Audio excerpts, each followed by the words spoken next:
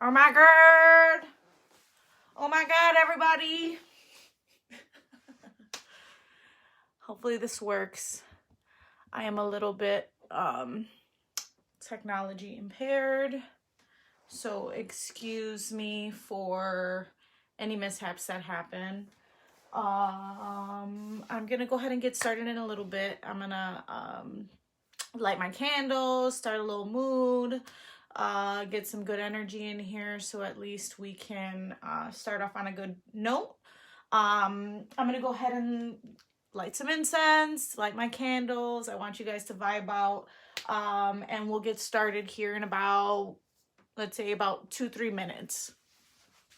So for those of you that don't know, the last year I started the work of meditation and learning about energies and stuff like that. So I'm going to get my room, which right here, this is what you would call a female man cave, but it's not a man cave.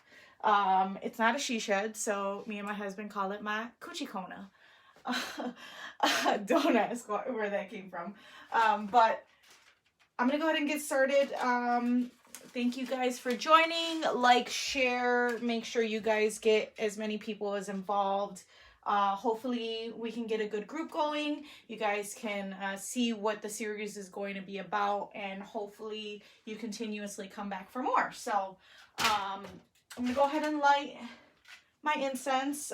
This is a Eucalyptus Incense.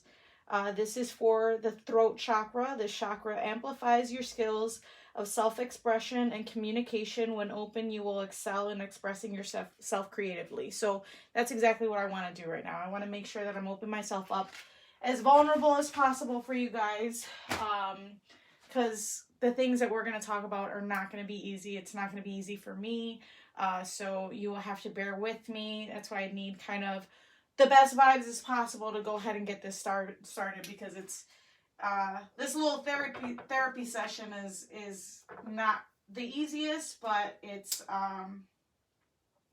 worth it. This will definitely be worth it. I hope everybody's doing good. I know it's a Monday. Monday sucks, but hopefully everybody is good and healthy. I'm glad that you guys joined in. I know it's been some time since I've been in front of the camera. I actually tried to record this 3 times already, so bear with me. It has not been easy every single one of those times, so let's see. What time is it? What time is it? Can I see? Oh, I don't even know what time is it. What time is it? Anybody? These going. Actually learned a little bit about crystal energy as well. Get some good energy, good vibes going on today. I tried to meditate a little bit before I got started as well, just so I can kind of... 7:02. All right, good. Thank you. All right, so I'm going to go ahead and get started. These are a few things that I have been learning a little bit about. Energy has been everything for me, especially in my journey towards enlightenment, trying to find peace within myself. So crystal quartz amplifies just happiness and motivation. Amethyst is great for health and prosperity, and citrine, it just overall just good vibes. So hopefully that's exactly what I bring today. Hi guys, thank you so much for joining. I wanted to kind of get you guys a little bit of background on why I'm doing this in the first place, how it kind of got to be. So we're gonna go ahead and get started. So hi guys, thank you so much for joining. Hopefully you guys tell your friends and family members or anybody that you feel might need some sort of guidance in just every day that we call life. It's definitely not easy. The last year I have been working strictly towards peace, meditating, finding peace within myself. And we'll talk a little bit about where all of this has started for my journey. Some of you might know who I am. Yes, obsidian for anxiety. Yes, thank you. We'll actually talk about that, anxiety and depression and a little bit of everything. But thank you guys for joining in. I really do appreciate the time. It's going to be hard for me to express some of these things. What we're going to be talking about today is creating a habit and 5 steps that I've used for myself to help with gaining peace in my life and growing towards a healthy lifestyle. Muscles, meditation, and motivation has been an idea of mine to do for quite some time now. If you guys have known or have followed me for quite some time, I've done music and television and hosting and videography and photography and been behind the camera, in front of the camera. I spent a lot of time building a brand that wasn't necessarily true to myself because I was dealing with a lot of heavy, hardcore depression and PTSD. And now I feel like I've gotten to that age and that point in time in my life where I'm comfortable enough to be 100% vulnerable. And hopefully this will benefit other people because it's definitely benefited myself. So welcome. If you don't know who I am, I go by the name of XO, Sochi Anahan. I am CEO and founder of So Chicago, formerly known as XO Chicago Entertainment. I am a philanthropist, artist, host, a little bit of everything, entrepreneur. I've kind of dabbled in everything when it comes to the music industry, the television industry, hosting, and radio, which was one of my favorite things to do. So hopefully you guys get a chance to kind of bring that out of me, because XO Live, when I did it on Urban Broadcast Media.com, it was just such a liberation, but it definitely wasn't, I wasn't in a place to where I should be speaking on anything. And I did a great job at masking that. So we're going to go ahead and get started. The purpose of muscles, meditation, and motivation is basically to it's the progression, education, and health and wellness for the lost and confused. If any of you guys have felt like you're in a space or spot where you might not be able to figure out where you're going or how to get there, hopefully these steps really help to build a foundation. By all means, I'm not a doctor. I'm not licensed or certified in anything like that, but I'm just letting you guys know what works for me. And hopefully, you guys can use these to start, yes, to start, hey LG, turn up. Hopefully you guys use these to start building a foundation so you guys can live a healthy lifestyle in all aspects: mental, physical, emotional, financial. We want to grow, we want to progress, and I want to make sure that I'm watching the people around me, those that I love, those that I don't know. I want to make sure that you guys are progressing and seeing life into your life, because we can just be living, but I don't want to just live for day to day. I want to make sure that I'm living my life prosperously. I'm thankful for everything that I have, and I am grateful to God that I'm in a place right now to where I can say that life has just been really good. So in the progression of this album, which I will be pushing out, I really wanted to make sure to open up, be a little bit more vulnerable, and kind of give you guys an insight as to how I've helped myself, and hopefully, you know, you taking in what I'm saying vulnerably without, without judgment or fear on, well, there is some fear on my end, but without judgment on your end. So we're going to get started. We got 16 people on live. Thank you guys so much for watching. So the steps towards enlightenment has been something that I've been working since before coronavirus. Last year, I wanted to make sure that I was working on my finances, making sure that my mental state was okay, making sure that my home life was first and foremost good, outside of trying to do everything else in the world that I do. So this is what I did to kind of start off, okay? I want everybody to be open. I want you to be realistic with yourself. I want you to be honest with yourself. Even if you don't like it, it's something that needs to happen. So vulnerability is huge. So number one, know your history, okay? If you really want to learn where you're going, you have to learn where you're coming from. Some of you might not have connection to both parents, maybe one parent, or, maybe you don't know too much about the history of your family, health problems, etc. But me learning the background of where I come from has really helped me to focus on my health and what I need to do personally to make sure that I'm okay.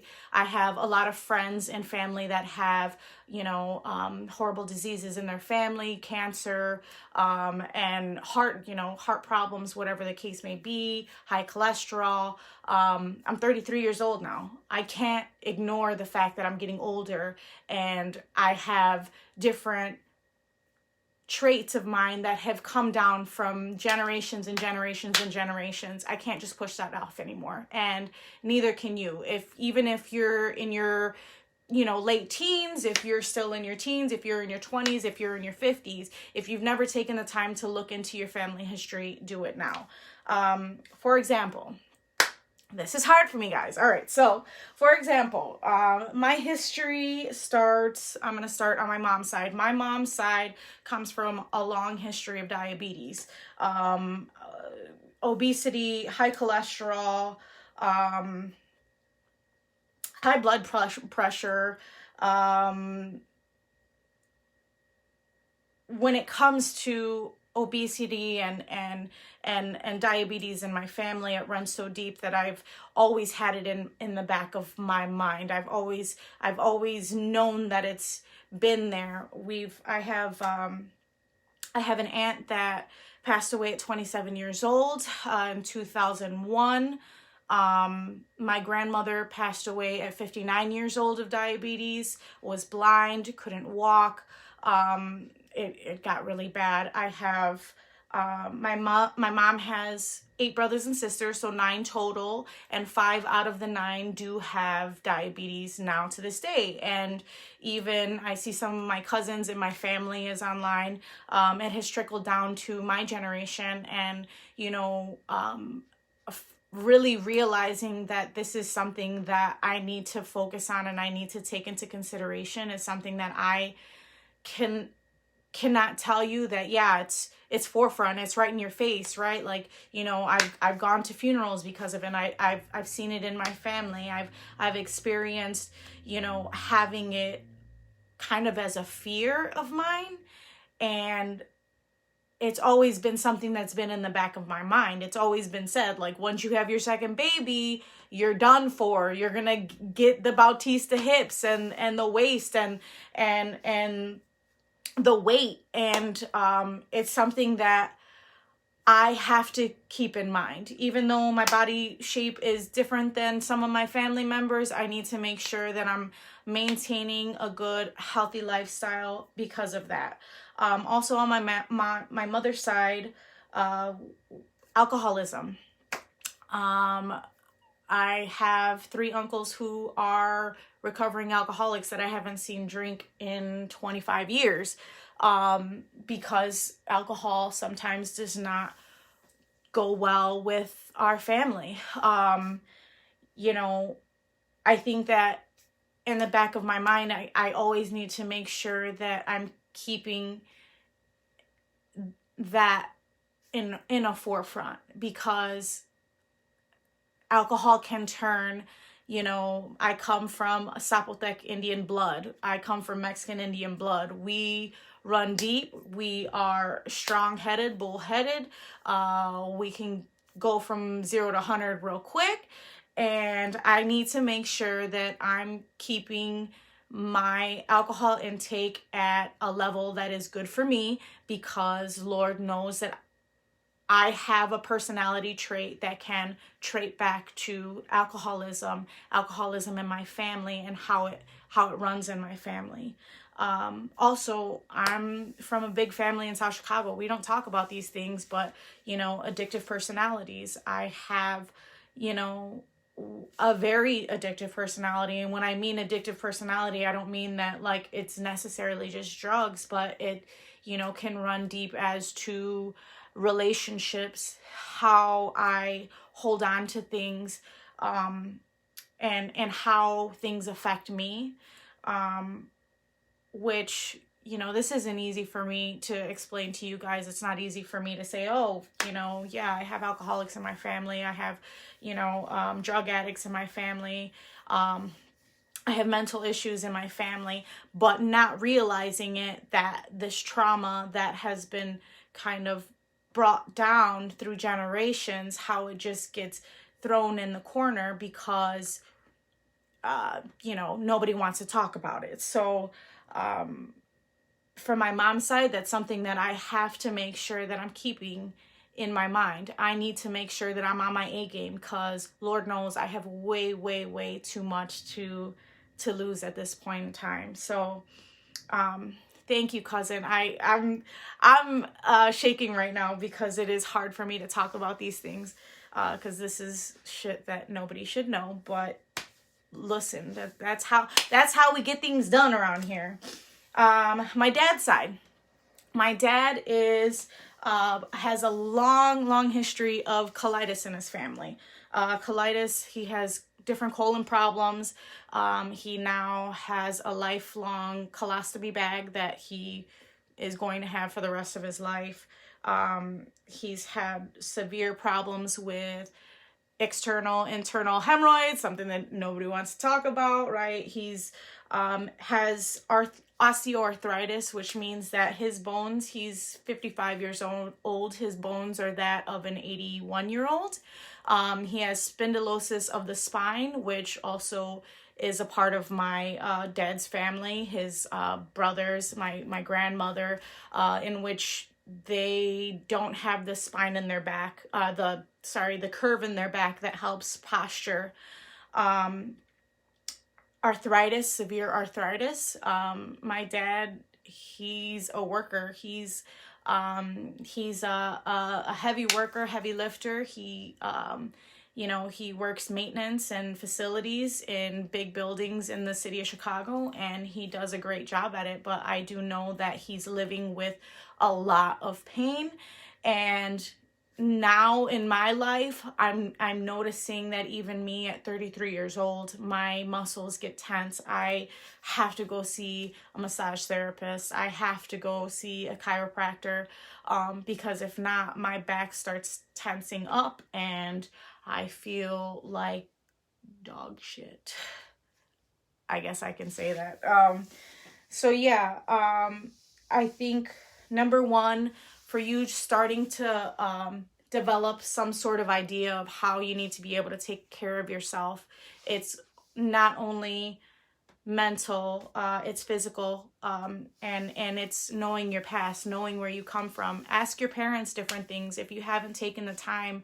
And I know that sometimes we don't take that moment to kind of ask about the things that nobody wants to talk about, but maybe if you are feeling some sort of like health issue, whatever it may be, talk to your parents, talk to your family, talk to your aunts and uncles, see if this is something that like runs in your family, see if it's a problem that you might have to start looking out for.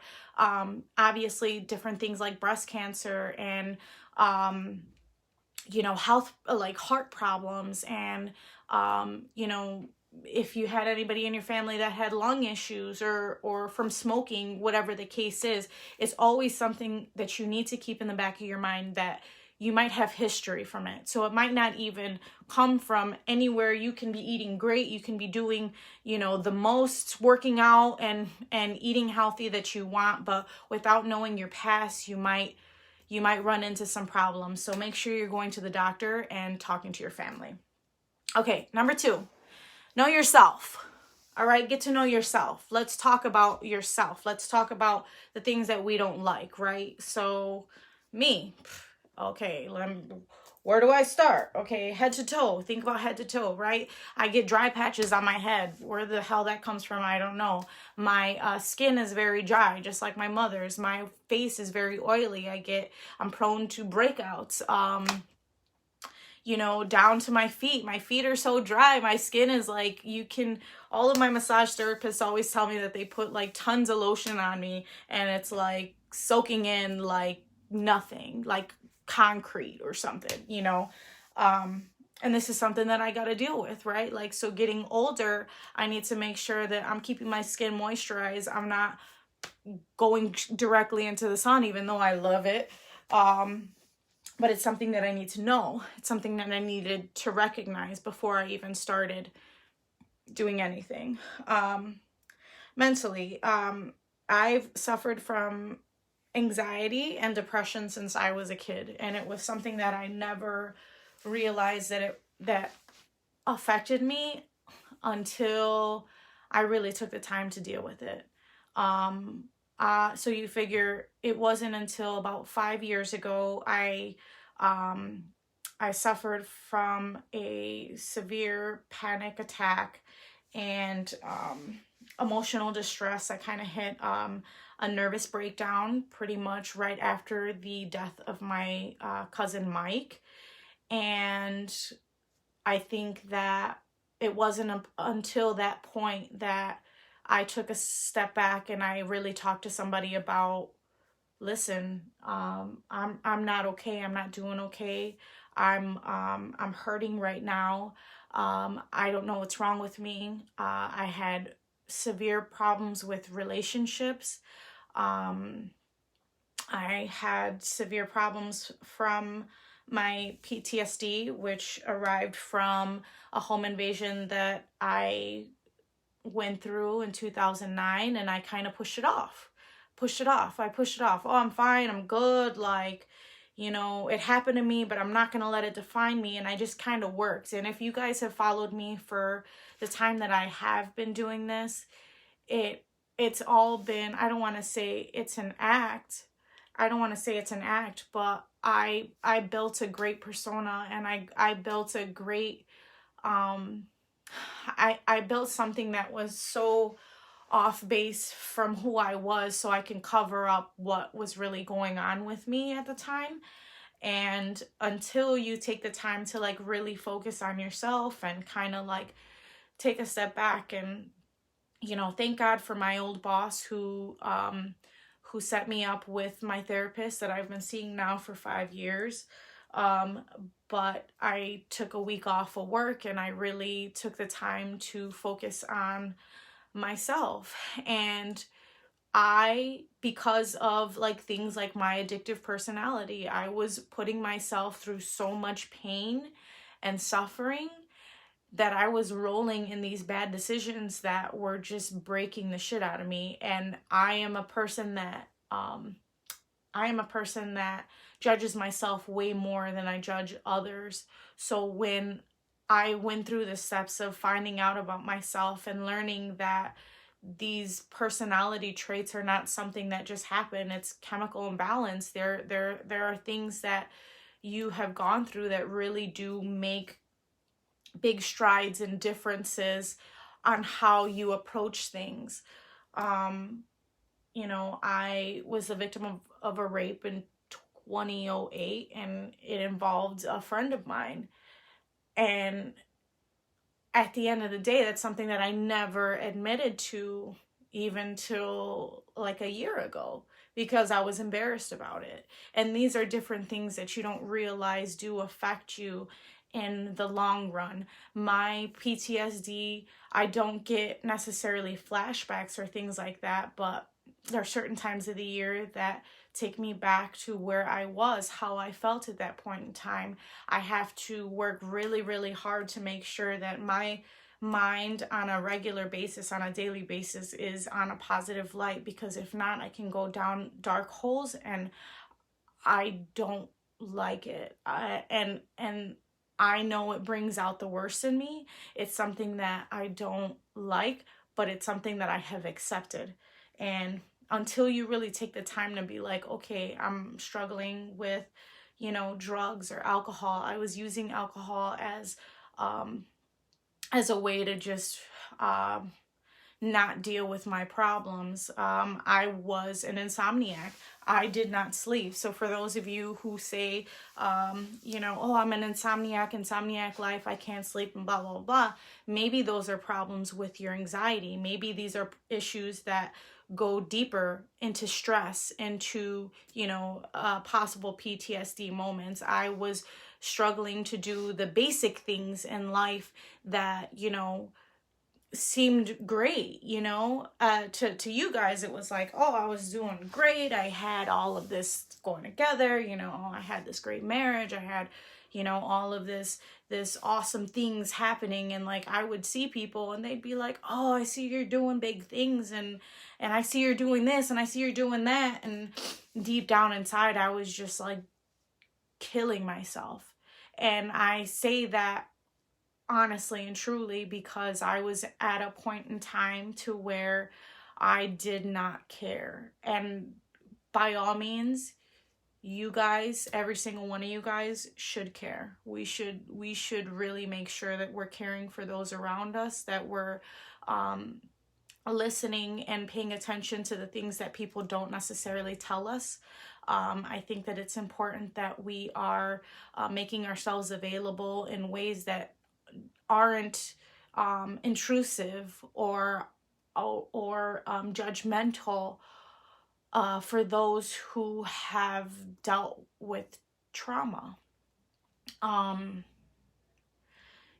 It's not easy for me to sit here and say like, yeah, I every so often I do have to call my therapist just to be like, hey, things are going really well. I am really fucking afraid. I'm afraid right now. I'm afraid that things are gonna fall apart. I'm afraid that I'm not good enough to do them.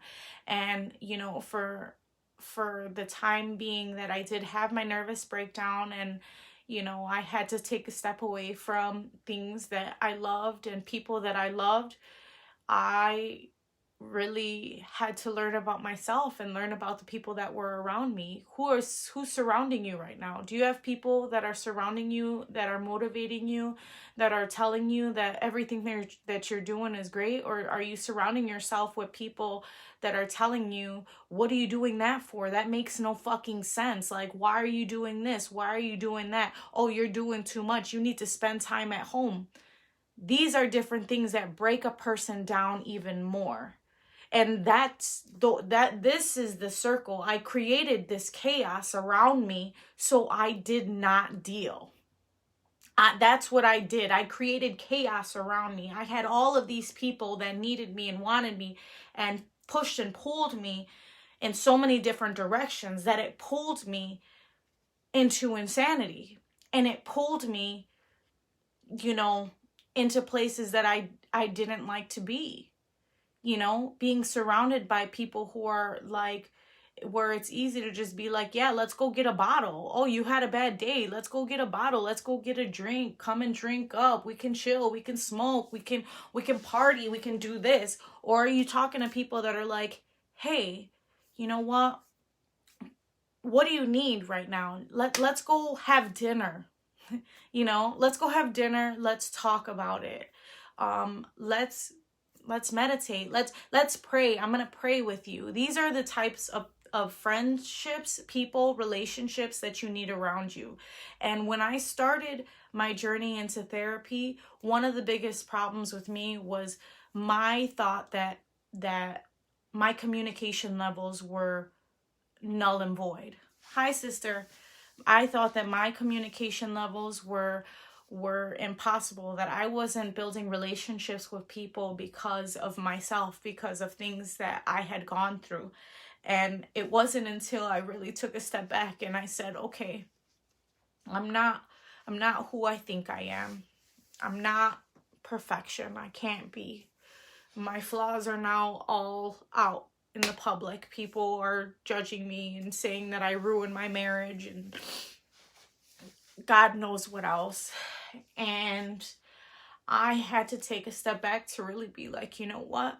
I'm doing this for a reason. This was all of the chaos that I created because I wasn't trying to deal with my pain. And God, it's hard for me to say these things because I feel like for such a long time, a lot of people thought that I was ruining things, or I was, you know, at fault. But, you know, at the end of the day, when you're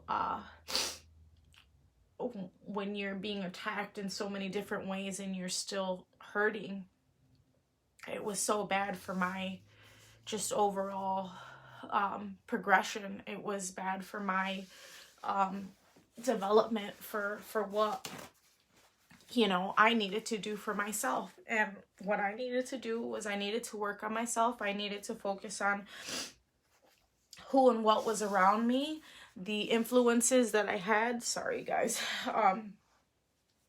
I needed to make sure that I had people around me that weren't pushing me to do things that would push me over the edge.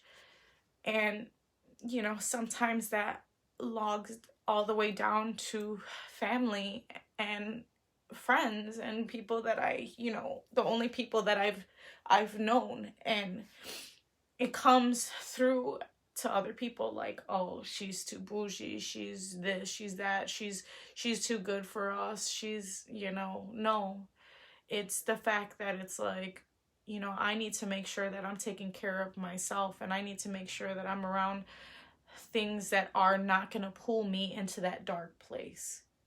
Okay? It's one thing to have friends that are having a good time, but at what point in time are these people uplifting you, bringing you joy, helping you build an empire? You know, if you're currently dealing with, you know, depression, just being in, you know, Chicago, growing up in Chicago, the things that we see is not normal. You know, there's people dealing with PTSD over things that have been pushed to the side by their family, by their parents, by people that they love, by aunts and uncles. Oh, it's okay for that to happen. It's okay for, you know, oh, these are your aunts and uncles. Your aunts and uncles can talk about you because they're your aunts and uncles, but anybody else, that's an issue. That's a problem. No, it's not okay. It's not okay. And at the end of the day, we need to make sure that me as a person, if my boundaries, these boundaries are overstepped, or if I feel uncomfortable at any point, I need to exit the situation. I need to make sure that I'm taking care of myself. And, you know, that really starts with finding out who you are and accepting it. Like, I accept that I have problems. I'm not perfect. I might, you know, everybody throws out on the internet all the good stuff. And sometimes, you know, stuff like this it's not easy for me to talk about. It's not easy for me to say these things, or to say, you know, that I have an addictive personality, that, you know, I have depressive moments. I still deal with my PTSD, even when it comes to the smallest things that people take for granted. Going to the gas station and not looking over my fucking shoulder.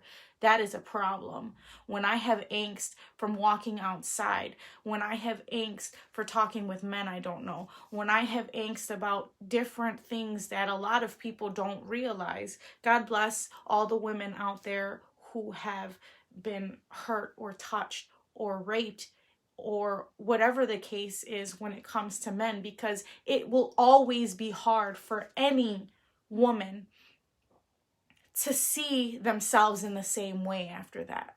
And we as human beings need to be able to accept these things and say, okay, they're mine. This is mine. This is my PTSD. This is something that I deal with. It's not nobody else's, but how do I work on it? How is this going to be a hinder on whatever I want to do? This is how it's going to be a hinder. Okay, this is how I need to fix it. This is how I need to deal with it. So get to know yourself, number 2. Hopefully I didn't spend too much time on that. All right. Number 3. Be realistic.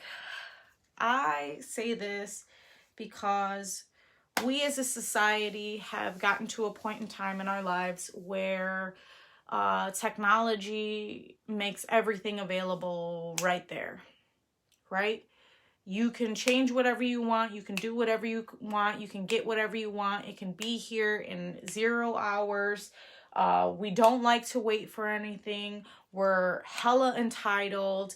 We want things done quickly. So when you're creating goals for yourself and you're saying, okay, how many of you out there have, started a New Year resolution that you've already turned to shit?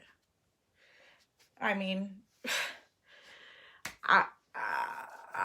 if you have, it's, the 22nd of February, you're talking about a month and a half, a little over a month and a half in.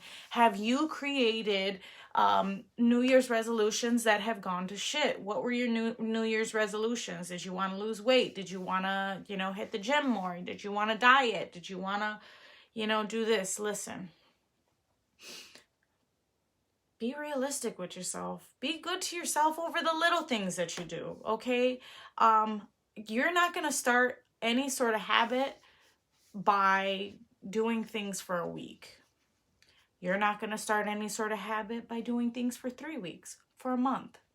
I say, realistically, you're not going to start a hardcore habit of your own until you're doing things consistently for about 3 to 4 months.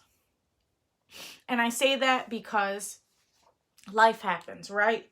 If your goal is to go to the gym, okay, I want to go to the gym 4 times a week. I want to diet. I want to do all this. Listen, focus on one, okay? You want to go to the gym? If you're going to the gym once or twice a week and making it a consistent thing that you're doing, once or twice, that's going to become a habit.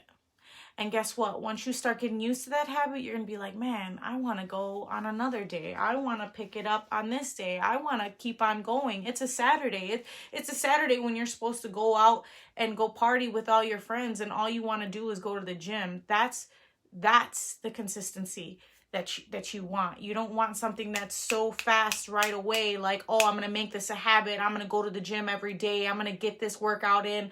I'm going to do this. I'm going to lose 10 pounds in a month. No, you're not. You're not going to do it.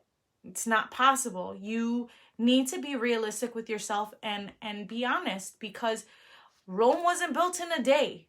God, I sound like my mother when I say that, but Rome wasn't built in a day. Things don't happen overnight. You have to be consistent with yourself and be good about that consistency. Be good to yourself. If you're not, losing 10 pounds in a month, that's good, because that's very dangerous, okay? If you want to start, a diet, start with one thing. Cut out pop. Cut out pop. Focus on that one thing. If for 3 months you can live without pop, I guarantee you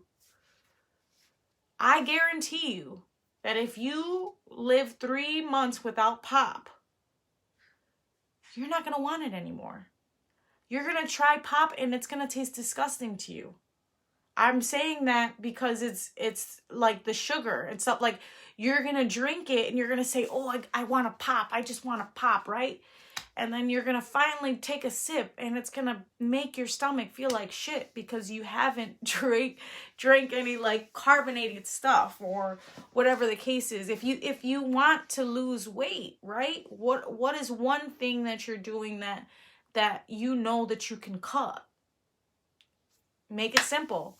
Cut fast food. I'm not saying to not eat pizza or nothing, because Lord knows I'm Latina and I come from South Chicago, so I like fried chicken and I like pizza and I like pasta and I like potatoes and I like bread, and I'm not telling you to stay away from that, but staying away from the processed food, the McDonald's, the Wendy's, start with one thing. If you really feel that staying away from fast food can help you in a 3-month period, by the time you eat that fast food, you're gonna eat it and it's gonna taste like shit. You're not gonna want it anymore. And that's why I say, be realistic with yourself. Don't say that you're gonna drop all this stuff, you're gonna lose all this weight, you're gonna not gonna eat bad, you're gonna eat salads all day. Like, who the hell wants to eat salads all day? 1. And 2, if you are eating salads all day, you're like fucking depressed. I did keto for a little while and I was a raging bitch. Sorry for anybody who doesn't like bad language, but I was. So listen, you have to be realistic. You can't just be dropping everything, because then guess what? When you reach, 3 weeks with keto, not eating bread, cutting everything, yeah, you might lose pounds. Oh no, there we go. Okay, you might lose 10 pounds or whatever, but at that point in time, if you ever do wind up going back to the things that you were doing, it's not gonna work. So being realistic with yourself and setting goals that are decent. My biggest thing too, okay, so after my second son, when I went into my, to the hospital, with my second son, to have my son, I was 230 pounds, okay? Mind you, he was a 10-pound baby, he was big as hell. That placenta had to be big as hell too. Todd said it looked like a manhole. But I still weighed, at least by the time I walked out there, I weighed at least 220, 215 pounds, which is not like I'm 5'6", I'm not saying that that's a bad weight, but that was the highest that I've ever been, right? And thinking in my head, my mother in the back of my head, once you have the second kid, you're never gonna lose weight, and everybody in the family, as soon as they hit second kid, then they gained all their weight, and you're gonna lose your body, and blah, blah, blah, blah, blah. It freaked me out, okay? It freaked me out. I got so obsessed with it. I was always working out and stuff like that, but I hit a plateau at 190. So that's when I was like, I'm 30 years old now. I have to diet. Who wants to do that? Right?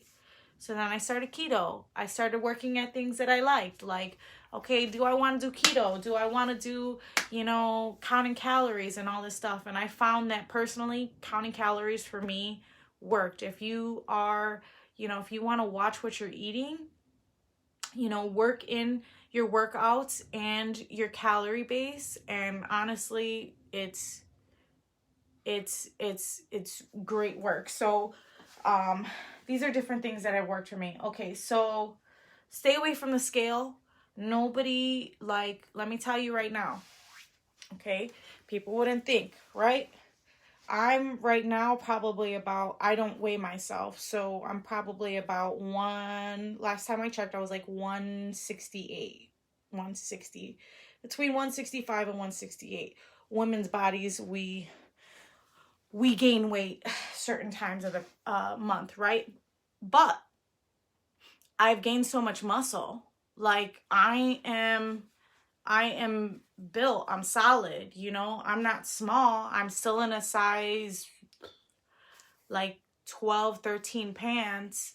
I'm not little, and I don't think that I was made to be little, but I think that it's important that you take that into consideration, because listen, nobody, don't step on that scale and get discouraged thinking that you're not seeing any results. Start small, work big. It works. Hit them goals. Okay. All right. Number 4. What time is it? Does anybody know what the time is? Can somebody tell me what time it is? I can't see. Okay. So, oh, I do have a watch, but it's wrong. What time is it, somebody? Okay, so number 4. Get organized. All right. Anybody that knows me knows 740. Thank you. Thank you. Okay. Anybody that knows me knows that I am not organized at all. I am bad at organizing. I have always been late. I am a procrastinator. I am, I am not dirty, but I am messy. I am type B personality. And if you don't know what that means that your life is chaos, but I still know where everything is. Okay. And getting organized for me was probably one of the hardest parts of finding myself out of all of finding out about freaking depression and all that, like, that's hard, right? But then getting organized for me, it was like hell, man. When I tell you guys, getting organized, I went through every single item in my home. Okay, I went through every single item in my home. I followed the Marie Kondo her steps towards organization. If you guys do not know who Marie Kondo is, watch her little cute Asian self on Netflix. It's Marie Kondo. Okay, listen, this little lady has you pull all of your things into one pile and touch every single item in that pile. So whether it's, I did my kitchen, right? I did my bathrooms. I did my clothes. I grabbed every single piece of clothing and I put it in this room. And when I tell you that I had clothes up to here, piles, a big pile of clothes up to here that I had in my home, from upstairs, downstairs, all the closets, like pulling all of that out. As a person who suffers from anxiety, this was horrible. Okay, my house looked like crap for literally like 4 weeks straight, because I had to go through every single piece of my shoes, clothes, jackets. I did stuff for like photo shoots and hats. I had jewelry, right? I went through everything. I opened up every single one of my drawers. All of the things for toiletries and stuff like that. Like, how many things do you think that you have bought already, that you have in your home? God, I had doubles of deodorant, shampoo, toothpaste. Nothing was in order. So when I had to go through that, it was, let me tell you, cray. Now, mind you, I still do her folding methods, which I wish I don't know if you guys can see it. I still do the folding methods. It's not that good right now, but I don't know if you guys can see it. Her folding methods are the bomb. And it's pretty much placing your clothes into little squares like this and standing them up to where you can see everything. So I will never go back, okay? There is a sense of anxiety that comes with owning a bunch of stuff, okay? If you have things in your home that do not serve a purpose, thank them for what they did in your life and move on. Get rid of it. I'm telling you right now, it's life-changing. I organized, not that my kids or my husband keeps up with my organization in my kitchen or anything like that. But I have a process for myself now that is just mentally maintaining. By all means, I'm not perfect. I'm not like, you know, I'm not consistently, you know, always great at organization. I still can be messy, right? But knowing where things are, not having excess clutter on my countertops, on, you know, my dressers and stuff like that, like the little things that you thought that you needed, the knickknacks, like get rid of it. It's not even worth it. Getting organized also with journals and yearly books. Do it.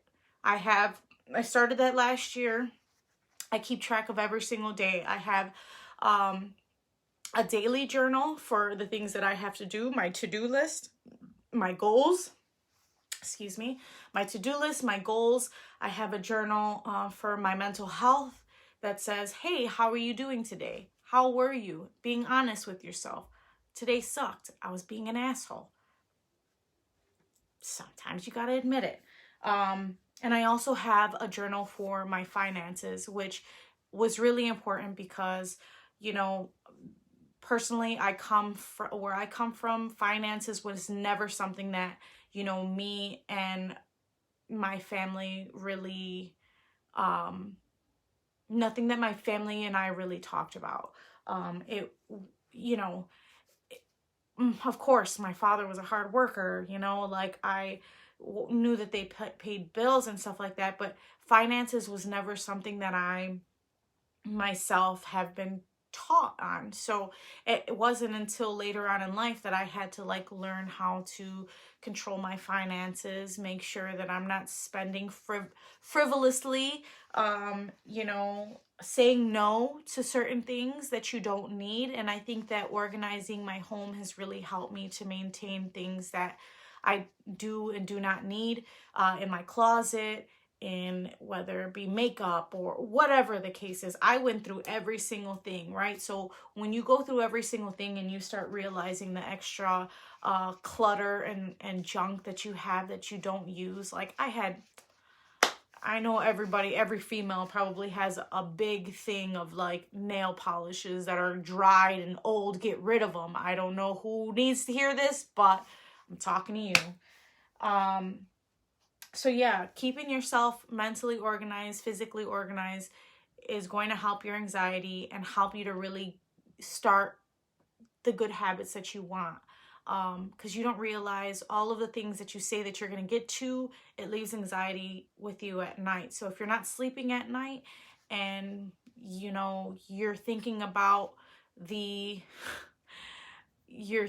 when you're thinking about, you know, the dishes that you have in your sink or the clothes that you have to wash or the stuff that you have to maintain, you have to do the back, whatever the case is. These are different things that you can leave at the wayside and really take a step back from and, you know, do it easily. Take it easily day by day. Don't overstress yourself. Okay, number 5, last one. Thank you guys for watching. And I'll probably have some time for questions too. I'd like to know if you guys have any suggestions as to what you would want to listen to. If you enjoyed yourself, if you thought that I talked too long, these are different things that I really want to know because it's going to help me to just kind of better facilitate this. This is something that's brand new to me, but I am looking forward to this. So number 5, and the very most important step out of every single one of these is be good to yourself. Listen, we only have ourselves. And, you know, me as an overthinker, a natural overthinker, I am, you know, a person that's always consistently judging myself. I have to take a step back and I have to say, you're doing a great job, Soch. You know, oh, you didn't hurt somebody at work today. Like, you're doing a great job. Your XO Productions, Alma, you know, we have to make sure that we are doing what we have to do to maintain a good, healthy lifestyle for ourselves. And being good to ourselves is number 1. If you feel like you need to break away, there is no Nothing wrong with that. As a mother, as a wife, I know that yes, my home is here, but there are points and times where I might need a break. And sometimes you got to take a step back. That could be something that you're doing to be good to yourself. If you feel like you want to step away and get a massage, or, you know, go to Target by yourself, these are things that you need to do to be good to yourself and not overthink them. If you feel like you need to have a few drinks with your girlfriends and dance the night away, then do you, boo-boo. That's what you need. So I'm gonna go ahead and open up the floor. I don't know if anybody has questions. Let's see, I don't know what time it is either. It's probably past my hour because I talk a lot. But I really do. I wanna thank you guys for taking the time to just, you know, if you were on here for a few minutes, or if you stayed on for the entire thing, I really do want to take the time to thank you guys for tuning in. Oh, look, it's 7:54. See? Okay. See, so, you know, this is something that I really enjoy, and have always enjoyed it because I feel like it can help somebody out there. I want to be able to take some suggestions from you guys. So if there's something that you feel like you want to hear about, I know that I joked earlier about, you know, my husband saying, "Oh, you want me as a guest?" And I was like, "No." But I probably will wind up bringing him on, but we'll do something different. I don't want to do anything that tells you about the perfect marriage, because we definitely don't have that. But I think that, you know, maybe if I did, you know, did one with him about, you know, loving a person with mental illness, or, you know, loving somebody who has severe anxiety or addiction problems, you know, like these are different things that nobody wants to talk about, but, you know, I want to be able to touch on because I feel like they are important. So also, if you guys don't know, I am pushing, right now, I'm working on an album. Thank you to Ron, the producer, Miguel Visuals, who has helped me with the video, like the first video. He's going to be helping me with the videography production of that. This album for me is the most vulnerable that I've ever been in my life. This album for me is something that is reflective of who I am now, and I am just really just enjoying where I am right now, and that's all through the grace of God. Hasn't been easy. It's not something that, you know, I think that I'm just gonna overcome like that, but you know, I am at a really, really good place, and I really hope that you guys are too. I think that as we get older, we start realizing the pressures that we have just as everyday life, and, you know, social media doesn't help that. You know, everybody's showing the good things, and, you know, the raises and the, you know, benefits, and, you know, the cars and the money, and, you know, sometimes it does get hard focusing on reality, and you know, making sure that we are benefiting and loving ourselves on a daily basis. I really do thank you guys for taking the time to listen in, and I would really, really, really like some suggestions as to what you guys would like to hear. I'm thinking about doing this. I don't want to commit to doing every single week because I have a lot going on, but if I can do it maybe every other week, if I can do it, you know, 2 weeks, every 2 weeks, every 3 weeks, something like that, once a month, you know, that's something that I need to be realistic about. I don't want to start, you know, throwing things out. I think a time like this, People do need something like this. It's not easy being home during a pandemic. It makes a lot of people realize about their mental health. Yes, okay, so Krista, hi Krista, how you doing? South by Southeast. I think at a time like this, people do need something like this. It's not easy being home during a pandemic. It makes a lot of people realize a lot about their mental health, and I completely agree. This pandemic has been so hard on everybody, and with the crazy that 2020 brings, it just like brings, it's brought us down. It hasn't been easy. I think that it's also showing a big part of it's showing a spotlight on mental health, because everybody's feeling it now. It's not just one isolated problem. It's not one person that's going through this. Every single one of us are dealing with, pandemic wise, the depression of being alone and not feeling like themselves. I'm a person that needs communication. I'm a person that needs face-to-face, interaction. So not having that and not having that and having the depression problems that I have, it really hasn't been easy. And thank God for, my therapist, who I call every so often. I'm like, hey girl, hey, you got time to talk? Because it's like my girlfriend, but it really has just opened up my eyes to a lot of things. And honestly, I'm glad that I started meditating. I started this energy building and my path to enlightenment. I'm really glad that I started it right before Corona, because I feel like it has helped me get through so much. So if you are, feeling troubled or alone, you're not alone. There are so many people out here right now that are struggling and hurting and are dealing with life itself through a pandemic, and it hasn't been easy. So, God bless you guys, and really just, take a second to really think about yourself. My cousin Alma, you want the balance between marriage, working, motherhood. Guest starring Toddy. Everybody loves him some Toddy. He's already mad at me because I told him I didn't want him as my guest.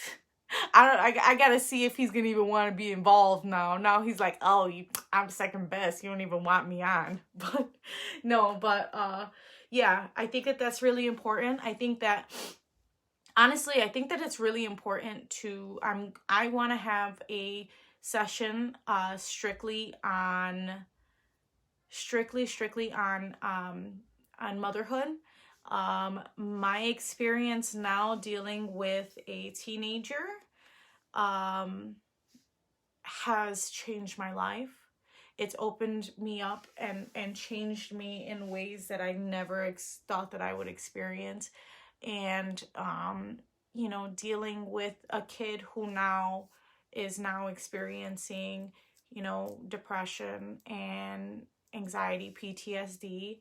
I think that even though he was sleeping at the time of my robbery, he also is living life without a father that he knows. He does have his dad, Toddy is his dad, but I think he's getting to that age now where he's really starting to learn about himself, and dealing with motherhood and really focusing on those things that I know that I need to do to help this is a lot when you come from families that don't really recognize pain like that. So that's something that I definitely want to talk about.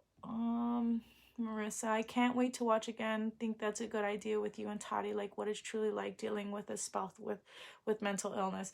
Yeah, honestly, Toddy has got me through the heaviest. He's like, people see him, I think that they see him on camera and or they see him in pictures and they probably think that like I'm the Latina who like runs a relationship and like, but he really has suppressed me down to the point where I feel comfortable enough being protected, which is a lot. It's a lot. It's a lot. It's a lot to have to let down your guard enough to feel like you can be vulnerable and let go of certain things. Let's see, learning when to make the decision of cutting off dead relationships, no matter how hard it may get. Yes. Okay, this is definitely another one. That's a great one. Right now, I am currently in the process of restructuring my life and the people that are around me, whether it's good, bad, family, friends. Right now, I got 16 people watching me, and like, let's see, you know, like my sister, you know, is probably one of the only few people that I talk to. Let's just be real. I don't talk to too many people anymore. I had to take a step back from everybody, because if they don't understand my mental health, if they don't understand my boundaries, then you gotta let them go. You gotta let go of the dead weight. So that's a good one. I'm definitely gonna keep that in mind, Mo, because yes, we gonna have a talk about that one. I think for me, I'd like to hear more about abuse, sexual abuse, harassment, gang violence, and PTSD. We all kind of share that story, you know, our stories, but I know more people like us have been through it. Yes, okay. Talking about PTSD, I think it has to be a forefront that we do talk about PTSD, but PTSD in the hood, which a lot of you might know me from the neighborhood. A lot of us come from Chicago. We all have similar stories where, you know, whether you're a female or a male, rape, incest, these are different things that, you know, might have plagued families for years. So it's definitely something that we will be touching on. So that's a good one. Cecilia, I'm also raising a son with mental health issues and trauma. I look forward to hearing from you and possibly sharing what has helped them and cope as mothers. Yes. Mental illness is not something that is isolated to adults, okay? We need to start recognizing that children are exuding more anxiety and depression now than ever before. We are dealing with a technological world that embraces and makes fun of and has this dark humor about things like rape, PTSD. It's like horrible, the things that these kids are seeing now and are being made to accept like nothing, you know? So I think that as a mother of a son who now is dealing with depression and trauma, it's important for me to recognize the times. And I can't just sit back and like, I had to take a step back myself and be like, yo, what have I been learned? What have I been taught? What have I learned all of these years? I need to erase everything that I've learned. I need to dead everything about my relationship with my son. I need to stop being the enforcer and start being, you know, a companion to my son. I need to open up a relationship with my kid and dead everything that I had been taught in the past. So that's great. That's great. Yes, abuse co-parenting with dad who has new... Shan, we gonna talk personally about that one, boo. I love you so much. But I'm gonna go ahead and hopefully I stood under the hour. I know I did expand a little bit. I'm going through a few of these comments, guys, and I really do appreciate the support. I'm so glad that you guys took the time to log on and just be a part of this, and hopefully we can keep this going. Hopefully we can really make some changes.